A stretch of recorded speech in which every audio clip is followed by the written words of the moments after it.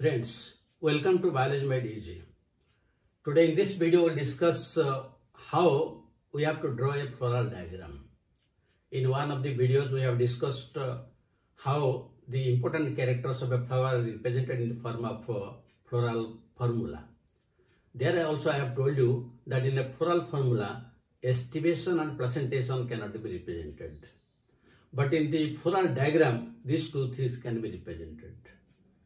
And if we look into the floral diagram and the floral formula, you can write the entire characters of a particular flower because it will be 100%.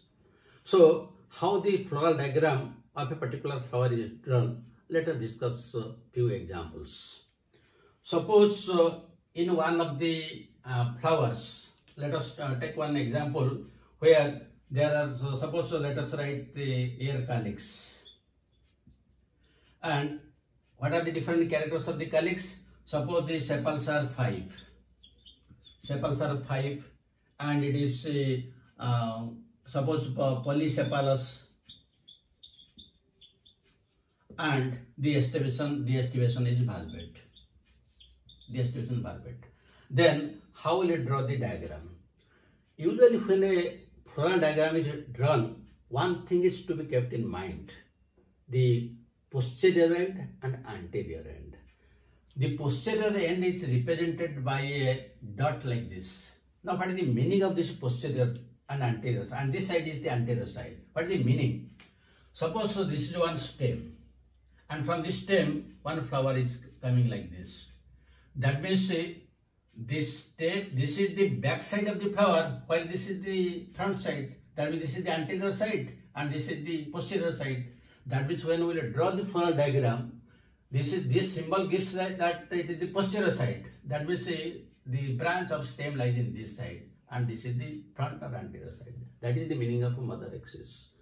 So that this is represented by a dot like this. And always it should be given in the upper side. You cannot put it anywhere right, left or down. It is represented only here. Now there will be, suppose we have given that is sepals 5, polypetalous and valvate. So how it is done? Usually, when there are 5 sepals are there, the odd sepal will be always toward the anterior side, odd one. So in that case, how will you draw it? We can draw it like this, so that the odd one lies in this side. And how it is represented? Now it is represented this with the pointed ends. This is with the pointed ends like this. So when it is like this, you see there are 5 sepals are there.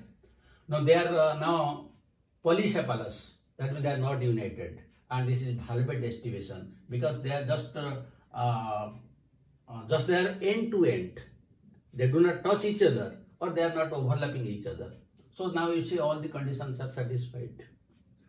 Then if you go to the second condition, suppose the second condition is corolla. And in corolla, again the petals are 5. Petals are 5. These are unequal. Posterior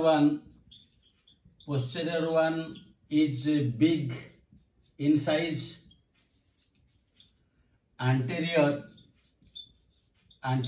two are united. Anterior two are united, and it has maxillary estivation.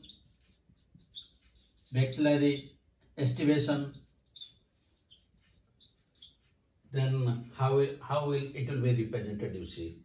So in this case, it is represented. There are petals 5 unequal size and the posterior one is very big while the anterior two are small and united. So in this case, now in case of calyx, the odd one is to the anterior side, but in case of petal, the odd one will be towards the posterior side. So you see, this is the odd one and it is the posterior side, and usually the petals are represented by means of dark lines like this. So this is the posterior one.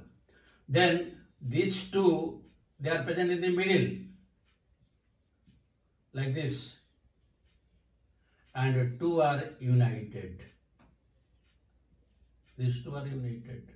So you see 5 petals are there, the posterior one is big, the anterior two are small and united, and you see this estimation is vexillary estimation or descending imbricate.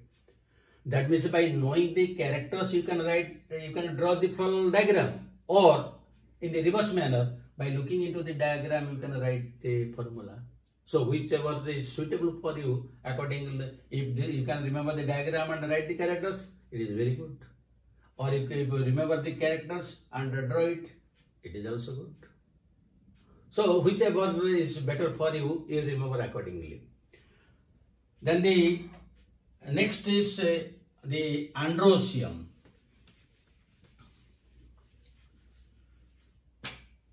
So in this case, the androecium, suppose their stamens are 10 in number, stamens 10, then diadelphous 9 are united, and one is free. Then how will you draw the diagram? There are 10 stamens, 9 are united and one is free. The one which is free, that is usually present towards this posterior side. This one is free. Now 9 are united, now they are present this side. 1, 2, 3, 4, 5, 6, 7, 8, 9. And these 9 are just united. They are united. So you see, there are 10 stamens, diadelphous. They are present in 2 bundles. 9 are united, one is free. The free one is present on the posterior side. So all the characters are satisfied. Now from these characters you can draw the formula, the diagram, or from the diagram also you can write the characters. Now you come to the gynosium. The gynosium, it is monocarpellary. So when it is monocarpellary, the question of syncarpal apical doesn't arise. And ovary superior, unilocular, and marginal placentation.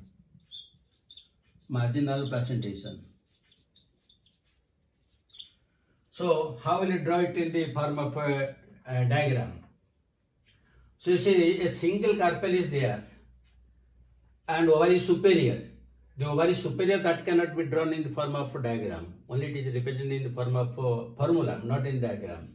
And unilocular and marginal placentation, it can be represented. So here you see, this is the ovary.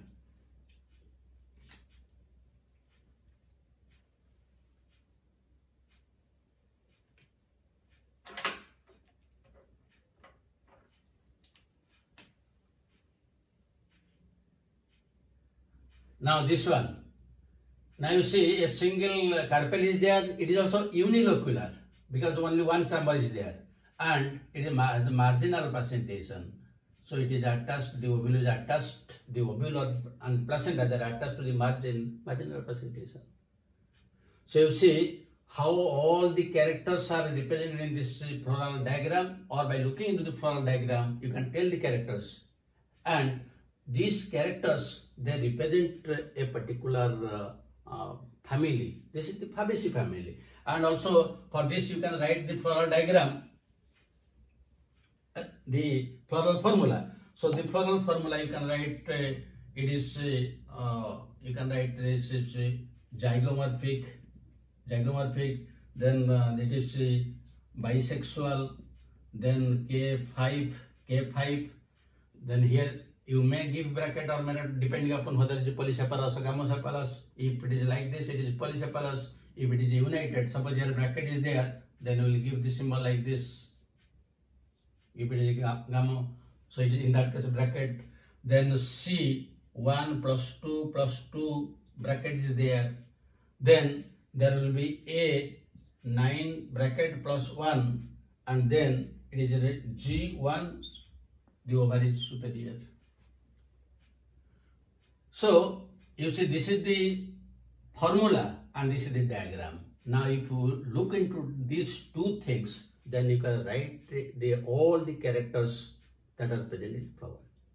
So here you see, when discussing the floral formula, I have told you, here the estivation and placentation are not represented. But here you see the estivation, whether it is valvate estivation, it is vexillary estivation, that is represented. And the placentation is marginal, that is represented. That those two characters are lacking here, but present here. But one character is present in the formula that is not represented here. What is that? The position of ovary. That means in the floral diagram, in FD, floral diagram, the position of ovary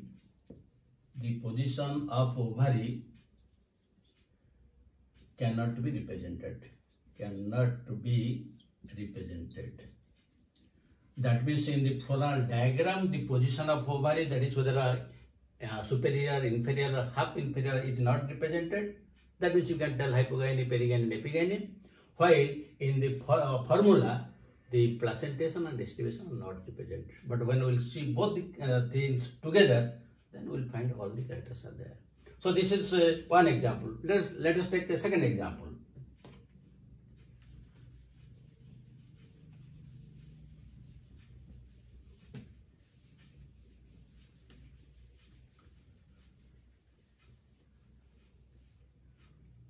So in a second example, suppose let us take the first one is suppose in a flower. In a flower, first we will take the calyx. Suppose the calyx. Now in the calyx, suppose the sepals are 5. Then gamosepalous,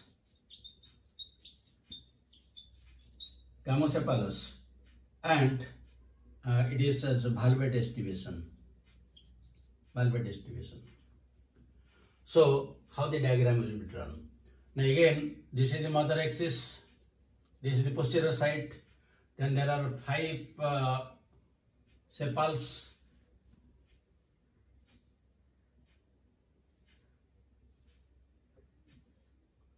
The odd one is toward the anterior side, and usually they will be represented like this. So these are 5, but it is gamosepalous. So you have to give symbols like this. Now you see all the characters, the sepals 5, gamosepalous, and valvate condition, all are satisfied. Now come to the second one, that is corolla. So when you come to the corolla, suppose the petals are 5. And these petals are again united. That means gamosepalous. The gamosepalous, and these are the two important conditions: petals 5 and gamosepalous, and estivation also here it is the valvate. Estivation is valvate. So how it is drawn? Now here the odd petal will be towards the posterior side, unlike that of the calyx. So here this is the odd one, then the others will be drawn like this. And now we have to blacken them.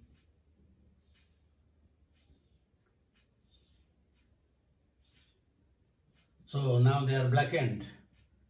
You see the difference in the diagram of the calyx and corolla.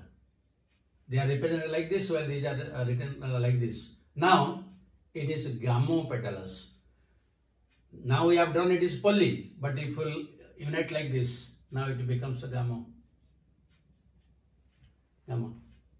Then the next one we will write androecium.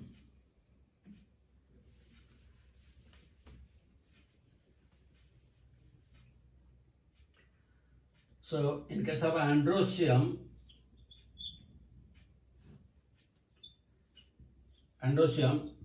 stamens 5, Stamens are 5 in number, and there is epipetalous condition. Epipetalous condition. Stamens 5, epipetalous condition. We can write also diadelphous. That means 2 anther lobes are there. Stamens 5, diadelphous and epipetalous. So how it will be represented, you see. Usually the stamens are drawn, you see, when it is like this, that means it indicates that there are 2 anther lobes, that means a diadelphous. So here one,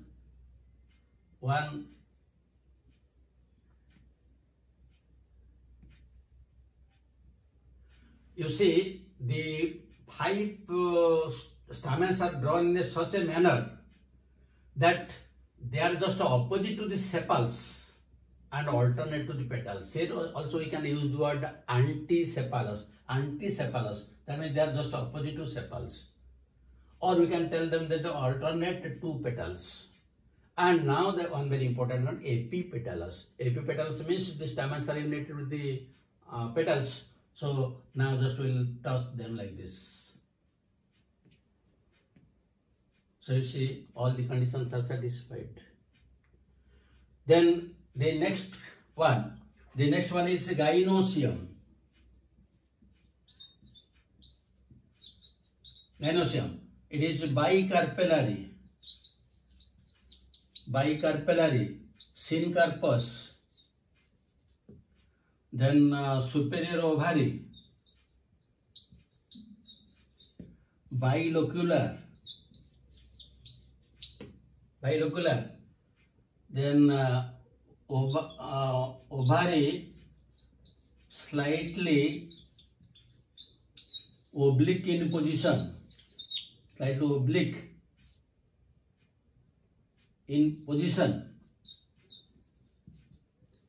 and exile placentation. So how will they represent all these characters? Now you see. So in this case, we can draw. Now it is slightly oblique, bicarpellary but syncarpous. So let us draw like this.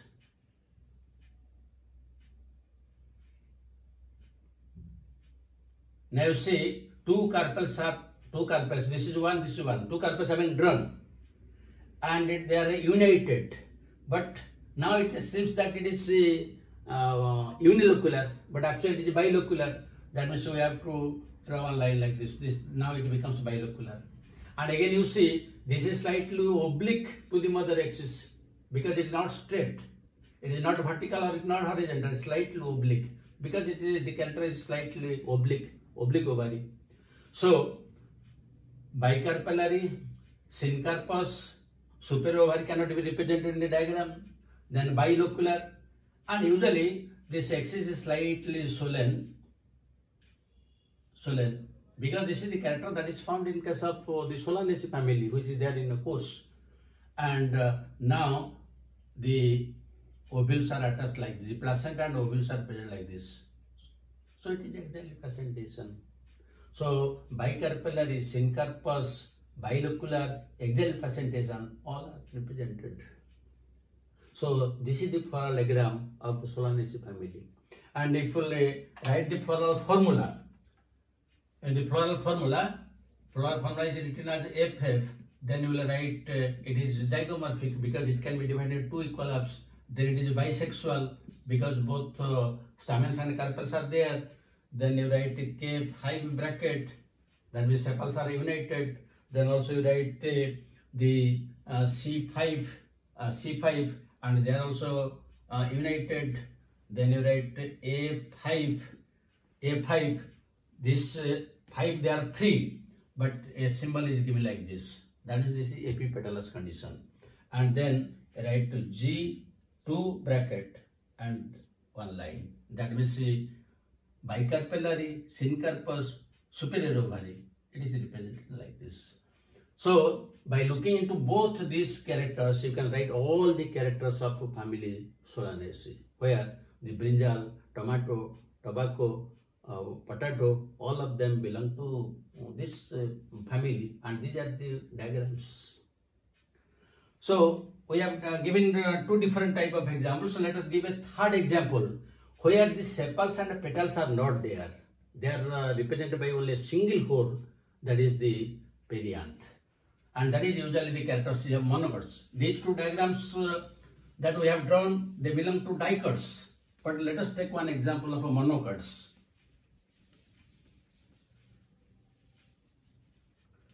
So in case of monocots, since the sepals and petals are not there, there is only one hole which is written as perianth. Perianth. This is the characteristic of monocots. If you have seen the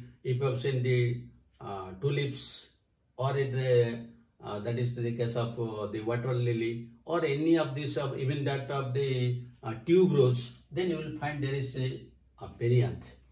So suppose perianth, the tepals, individually is known as tepal. Tepals are 6 in a number, and they are in a two holes. They are in a two holes of 3 each. Now these 6 which are in a two holes of 3 each, they may be free or they may be united. If they are united, then it will be written as a gamopalous, and if free, polypetalous.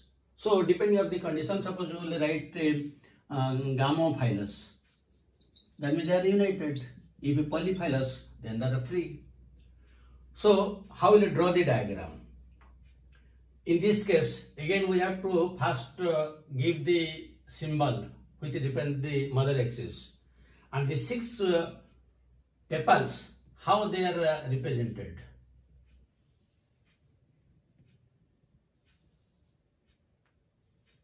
So these are the 3.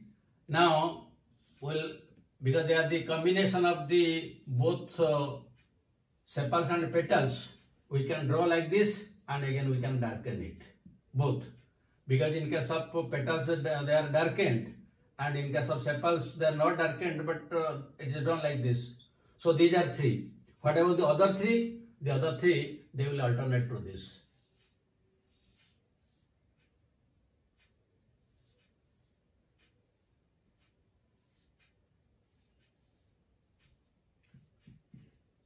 So you now see there are 6 tepals are in 2 holes of 3 each. That we see this is P3 plus 3. Now this is polypetalous. If they are united, then you can attach like this. Now if you attach this, now they are united. If it is not attached, then they are poly. So this way the diagram is drawn.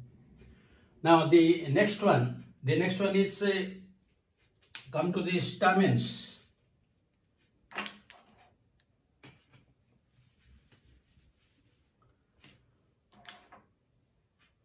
Androecium. So there will be 6 stamens and in 2 holes. R&D in 2 holes of 3 each, and it is epipetalous. Epipetalous means united with the tepals. So here how will you draw the diagram? So in this case we will draw the diagram like this. The outer ones, these are the outer ones. Then the inner ones, because there are in 2 holes of 3 each, then slightly inner.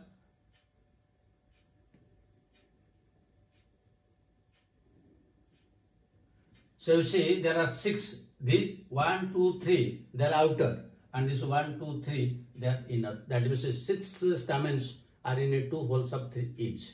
But again, there is one condition, epipetalous, that means they are united with the tepals. So you see this is, they are united. This is epipetalous. Now, the next one is the gynosium.